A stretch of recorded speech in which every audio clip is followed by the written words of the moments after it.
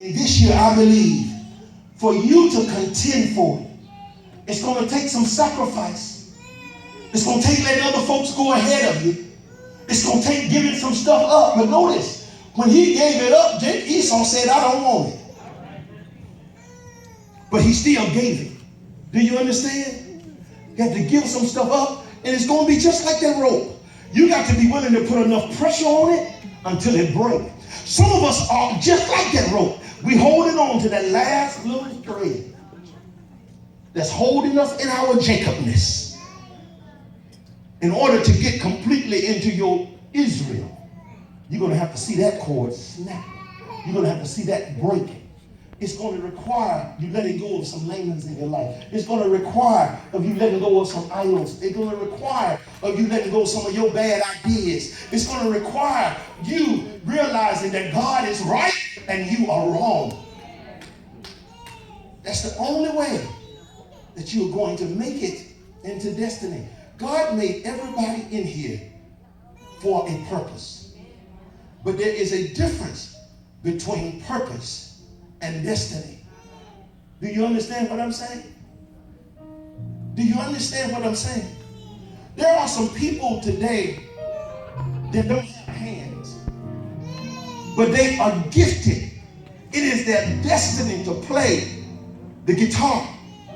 Most people will say they have to abandon that. They got to give up on that because they don't have any hands anymore. Their purpose is gone. They can't be used for what they were intended to be used for. But I see that person want destiny so bad they learn to play the guitar with their feet. When you want it, you don't look for an excuse not to have it. You will fight for it, no matter what it takes. That is what Jacob was willing to do. He was like, I'm going to win all my battles right here today. I'm going to win the war right here with God, because if I win with God, I'm not worried about what a man can do to me. You got to get past your Jacob mind. You got to have the prince mind. You got to have the mind of Israel. It's that mind that's going to walk you into your promise. It's that mind that's going to help you realize that God is not a man that he should lie, or the son of man that he should repent. Whatever has been spoken over your life that is the truth of God, I'm not talking about the lies that folks spoke over you.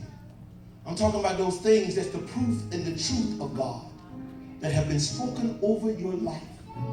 God is going to bring those things to pass if you are willing to walk it out with him. You got to leave Jacob outside the promise, because it's Israel that's going into the promised land. I want to challenge you this year. I want you to this year, above all else, contend for destiny. Don't contend to be men pleasers. Don't contend to just be religious. Don't contend just so somebody else can lay accolades upon you. But contend that you can be found pleasing to God. And when you are found pleasing to God, you're going to see his glory. You're going to see him do great and mighty things in your life. May God bless you.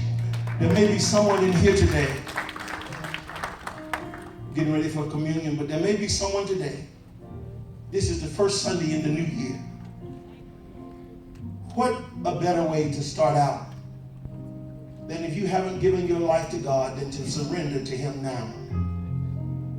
To give your life to him and say, just come and say, I want to be saved. I want to start out. You may be a backslider and say, I want to come and give my life or rededicate my life to God.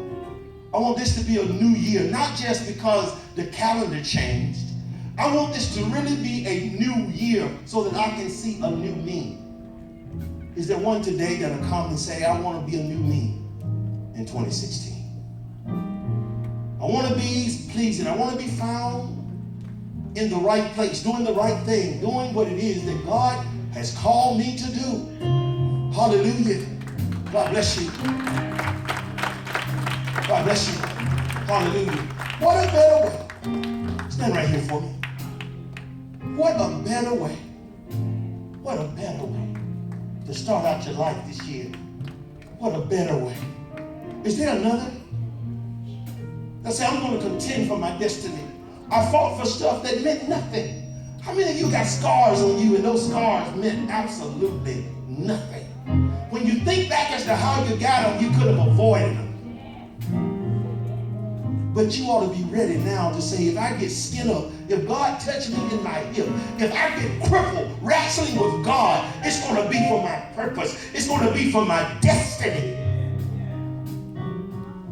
Is there another that'll come today and say, I want to contend. I want to contend. Those of you on this altar, I want you to know this. I don't believe that